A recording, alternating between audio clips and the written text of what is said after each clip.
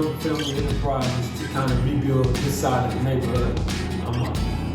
What I noticed was commission at the time, and that was at the same time as I started looking at my neighborhood and I see all the dilapidated buildings and the vacant lots.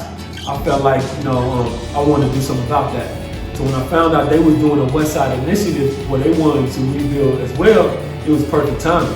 So Dumphord Family Enterprise was created to actually create businesses, rebuild parts of this neighborhood, and then also involve the community as well. Before I even started Dumphord Family Enterprises, I had what you see over here, the Voyage Movement. That's a non-profit organization we've had since 2016. This was created as a sense of urgency. I wanted to give back to my neighborhood, I wanted to give back to my community, and I also wanted to highlight our areas. So we started a summer camp at Chiefry Park.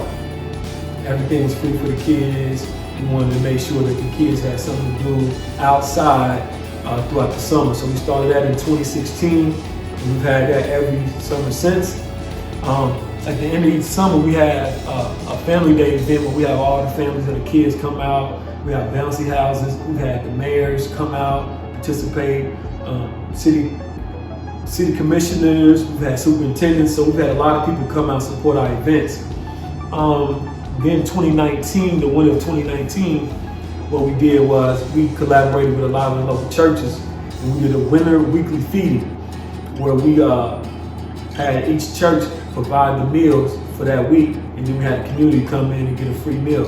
I thought that was very important. So what we've been able to do with the Voyage Movement has been able to bridge gaps between, churches and then other businesses, and be able to service the community, at a higher level. It means the world to me because I used to be an individual in this part of the neighborhood that actually was not a positive influence. So, I went through my trials and tribulations in life, and then when I decided to be a positive influence and come back to my neighborhood and be a servant of my neighborhood in a positive way, and then to see the results, I can't even put into words how much it actually means to me, because now I see the fruits of my labor for one, and then I can also see how other individuals are being blessed by me just wanting to do something positive.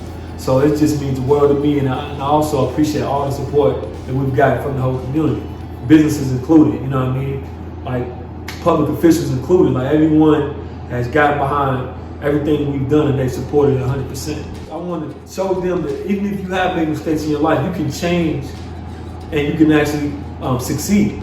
Then I also want them to have a positive influence in their life if they don't have one.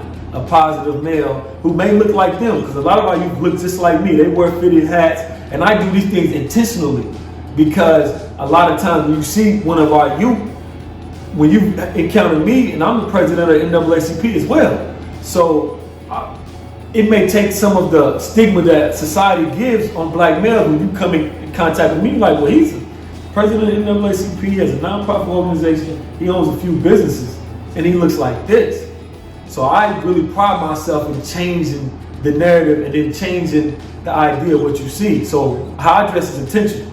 Like, I do this intentionally, and I go to meetings dressed like this intentionally because we have to change the narrative. Because if you see a young kid out and you come in contact with me, it may change your perception.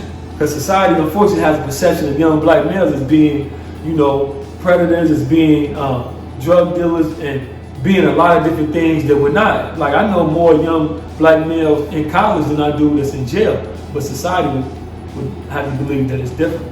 When we actually built this, the community had a say-so in everything that we did. We wanted to make this a community-oriented space.